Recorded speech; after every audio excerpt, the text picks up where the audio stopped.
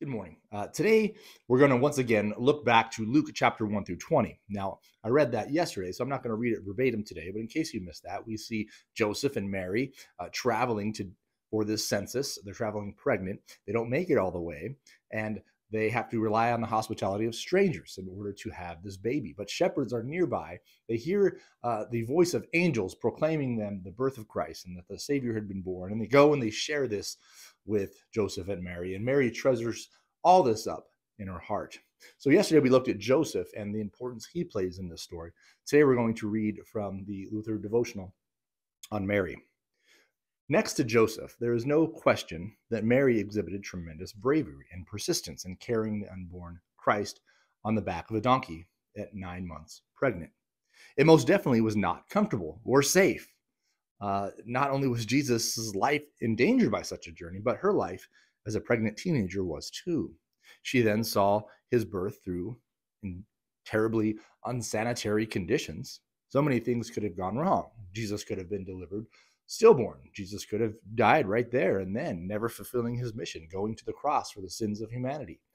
Even though the incarnation of God in Jesus Christ is a singular historical event, this holy child did not become who he was in a vacuum. Without his family, Jesus would not have grown into the man he was. And without that man, we would not have a Savior.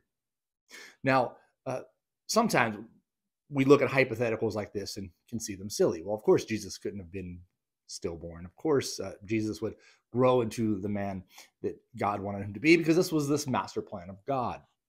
But what I think the devotional writer is getting at this morning, it isn't that. It's rather that we have to take the ends as well as the means. So God doesn't just do things in a vacuum, meaning just bam and it's done.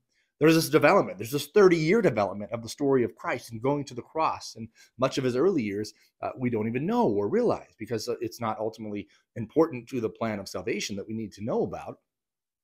But it is something that occurred, right? His father, his mother, those in his village, these are all people that played a part, that God allowed to play a part. And they might never get full credit or due, or even we might never know their names or stories, but God does.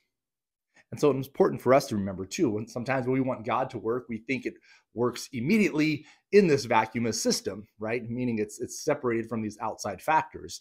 But there are these outside things that influence and affect and mold us and make us into who we are.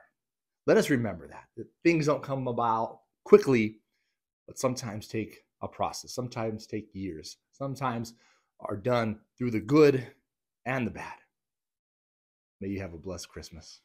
We'll see you one more time before Christmas Day.